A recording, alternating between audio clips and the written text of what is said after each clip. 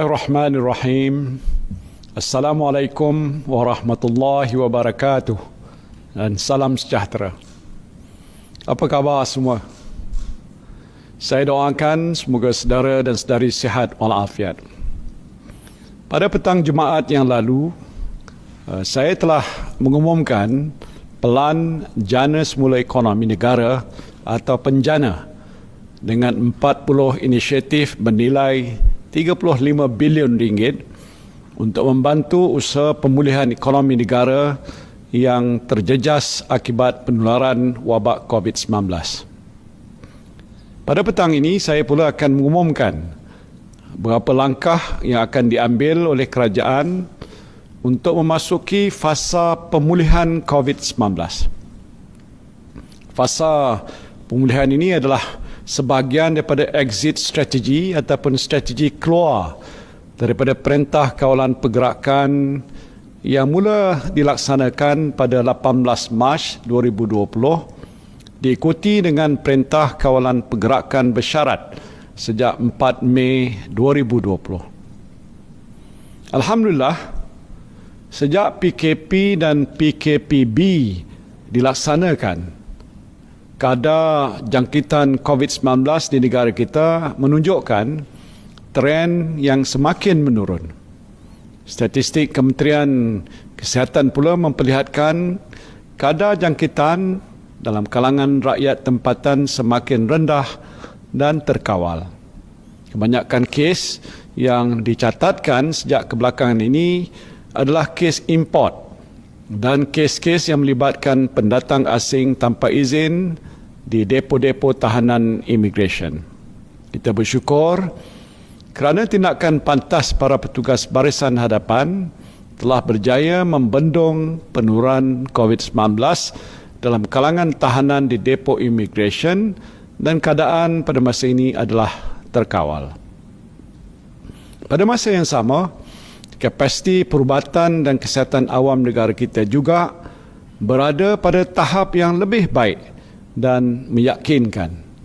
Dan ini menunjukkan Malaysia telah berjaya membendung penularan COVID-19 dengan berkesan dan kini memasuki pula fasa pemulihan. Saya nak mengucapkan syabas kepada para petugas barisan hadapan dan anda semua yang telah menyumbang kepada kerajaan untuk membendung wabak COVID-19. Kejayaan ini adalah kejayaan anda semua. Anda telah memberikan kerjasama yang baik kepada pihak berkuasa dengan mematuhi semua SOP yang ditetapkan sepanjang PKP dan PKPB dilaksanakan. Oleh itu, pada petang ini saya nak mengumumkan satu berita yang agak melegakan kepada anda semua. PKPB yang akan berakhir pada 9 Jun 2020 akan digantikan dengan Perintah Kawalan Pergerakan Pemulihan atau PKPP yang akan bermula pada 10 Jun 2020 hinggalah 31 Ogos 2020.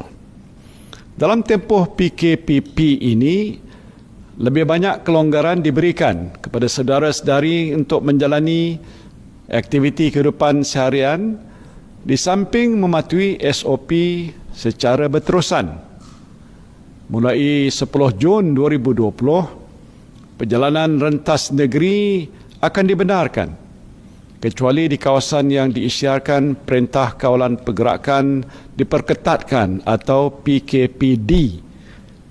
Jadi bagi mereka yang ingin menziarahi ibu bapa yang tinggal berjauhan di negeri lain, bolehlah berbuat demikian. Alhamdulillah. Cuma nasihat saya, sentiasalah jaga kebersihan diri. Pakai pelitup muka apabila berada di tempat awam dan elakkan tempat yang sesak semasa pulang ke kampung.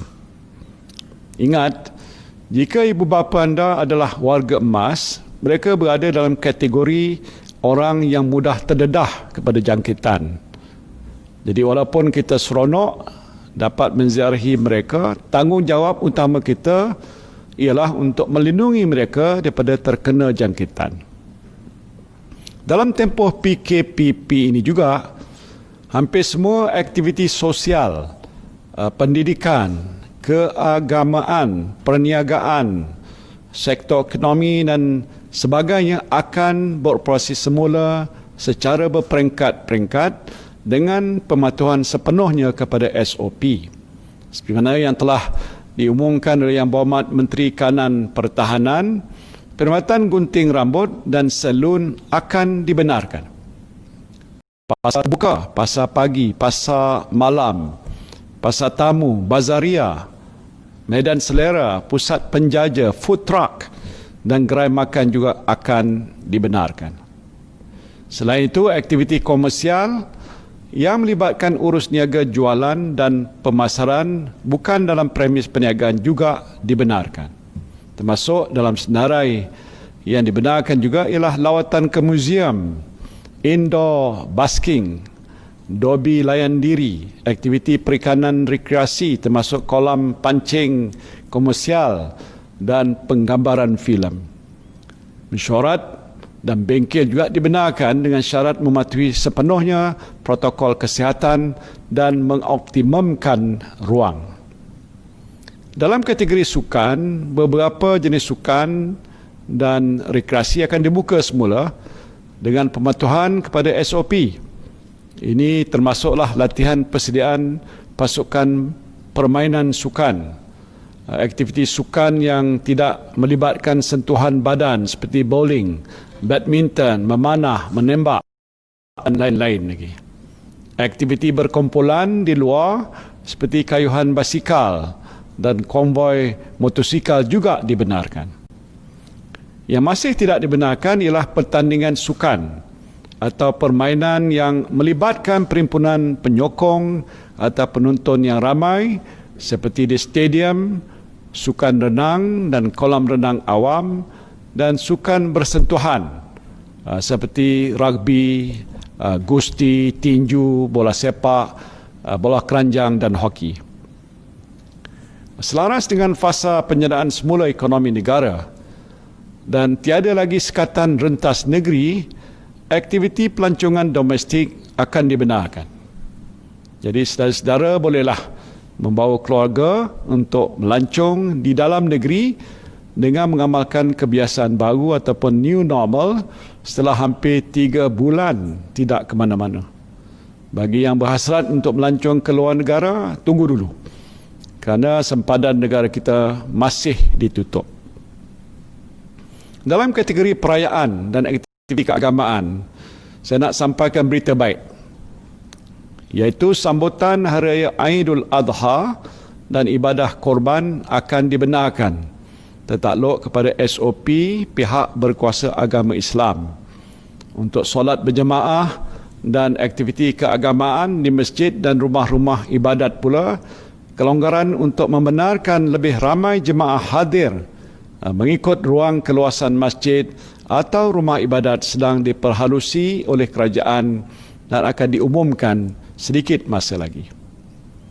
Bagi ibu bapa yang ada anak yang bersekolah, pastinya saudara-saudari tertanya-tanya bila sekolah akan dibuka.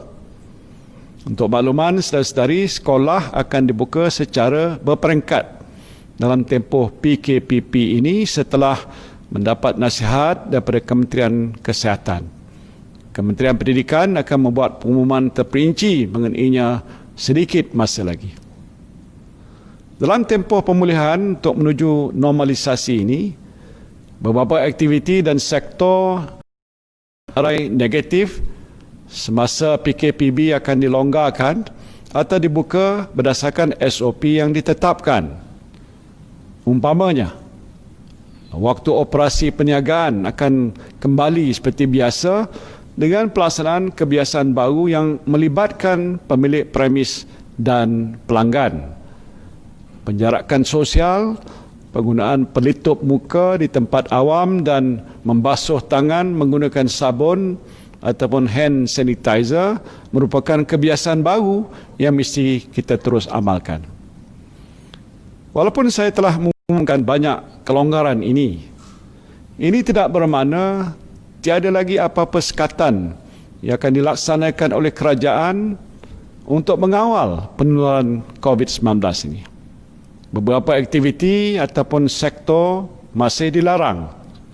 Ini termasuk pub, kelab malam, pusat hiburan, pusat refleksologi, pusat karaoke, taman tema, perarakan keagamaan dalam jumlah yang ramai, kenduri kendara, rumah terbuka dan aktiviti ataupun apa-apa kehadiran orang ramai yang bersesak di suatu tempat sehingga menyukarkan amalan penjarakan sosial dan juga pematuhan kepada SOP. Untuk mengetahui dengan lebih lanjut senarai aktiviti ataupun sektor yang dibenarkan dan yang tidak dibenarkan, saudara-saudari bolehlah layari laman web Majlis Keselamatan Negara. Saudara dan saudari yang saya kasihi sekalian, kerajaan akan melaksanakan PKPP dengan berteraskan 7 strategi. 7 strategi iaitu pengukuhan kesihatan awam, perundangan dan penguatkuasaan, pengukuhan kawalan sempadan, pembukaan sepenuhnya sektor ekonomi, pembudayaan kebiasaan baru, pemerkasaan tanggungjawab komuniti dan perlindungan golongan berisiko. Strategi ini akan dilaksanakan melalui jawatankuasa khas Menteri mengenai pelaksanaan PKPP yang dipengusikan oleh Yang Berhormat Menteri Kanan Pertahanan. Manakala di peringkat kerajaan negeri pula, strategi ini akan dilaksanakan melalui jawatankuasa yang diwujudkan oleh Yang Amat Berhormat Menteri Besar dan Ketua Menteri. Pelaksanaan strategi ini pastinya memerlukan kerjasama dan juga sokongan semua pihak, termasuk jentera kerajaan pusat dan negeri, pihak swasta, pertubuhan bukan kerajaan, serta pemimpin dan juga ketua komuniti. Sejak PKP dilaksanakan hampir 3 bulan yang lalu, kerajaan telah melaksanakan pelbagai strategi dan langkah yang wajar dalam menangani dan juga membendung wabak COVID-19. Banyak kawalan dan sekatan yang dikenakan ke atas saudara dan saudari sekalian.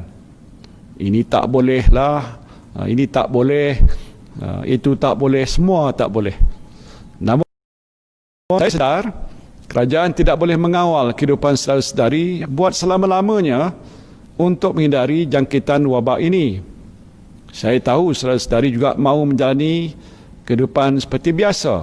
Saudara-saudari ingin keluar bekerja, ingin berniaga, beriadah, lancung bersama-sama keluarga dan melakukan aktiviti-aktiviti lain dalam kehidupan seharian. Jadi kini tibalah masanya kerajaan memberikan lebih banyak kelonggaran pada saudara-saudari dengan syarat saudara-saudari mengambil tanggungjawab secara serius untuk mengamalkan kebiasaan baru kehidupan dan mematuhi semua SOP yang ditetapkan oleh kerajaan. Ini bermakna tanggungjawab untuk memastikan wabak COVID-19 kekal terkawal berada di tangan saudara dan saudari sekalian. Saya juga ingin menekankan kepentingan peranan pemimpin masyarakat, termasuk ketua kampung, ketua komuniti, pemimpin NGO dalam membendung penularan wabak ini dengan memastikan semua anggota masyarakat mematuhi SOP yang ditetapkan oleh kerajaan. Tidak kurang pentingnya ialah peranan majikan. Para majikan juga mestilah memastikan semua pekerja mematuhi SOP di tempat kerja. Jika saudara dan saudari semua terus berdisiplin dan beristiqamah, saya percaya insya-Allah penularan wabak ini akan kekal terkawal dan kita akan memasuki fasa normalisasi selepas 31 Ogos 2020 sehinggalah vaksin untuk virus COVID-19 ini ditemui. Namun saya ingin mengingatkan, sekiranya berlaku peningkatan mendadak kes positif COVID-19 dalam tempoh ini, kerajaan tidak akan teragak-agak untuk melaksanakan Perintah Kawalan Pergerakan Diperketatkan atau PKPD di kawasan ataupun lokaliti yang berkenaan. Saya harap kita semua sentiasa berdisiplin supaya peningkatan kes COVID-19 ini dapat kita elakkan. Sehubungan dengan pelaksanaan PKPP ini, saya menyeru saudara dan saudari semua untuk pakai aplikasi MySejahtera yang telah dibangunkan oleh kerajaan untuk membolehkan saudara-saudari melaksanakan penilaian kesihatan kendiri. Aplikasi ini juga akan membolehkan Kementerian Kesihatan Malaysia mengambil tindakan yang cepat, tepat dan berkesan untuk mengenal pasti dan memaklumkan kontak rapat sekiranya berlaku kes jangkitan COVID-19 dalam masyarakat kita. Apa yang penting ialah kita semua mestilah bersedia untuk membudayakan kebiasaan baru ini dalam kehidupan kita. Ya, ada kalanya kita merasakan sedikit sukar untuk mengamalkannya, tetapi percayalah, dengan kesenangan, seperti mana firman Allah Subhanahu wa taala dalam surah Al-Syarh ayat 4 dan 5, fa inna ma'al usri yusra, inna ma'al usri yusra. Yang bermaksud oleh itu, maka tetapkanlah kepercayaanmu bahawa sesungguhnya tiap-tiap kesukaran disertai kemudahan. Sekali lagi ditegaskan bahawa sesungguhnya tiap-tiap kesukaran disertai kemudahan. Akhirnya saya berdoa semoga kesihatan dan kesejahteraan kita sentiasa terpelihara dan kita semua dapat menjalani kehidupan yang bahagia bersama keluarga dan orang-orang yang tersayang. Wabillahi taufiq wal hidayah. Assalamualaikum warahmatullahi wabarakatuh.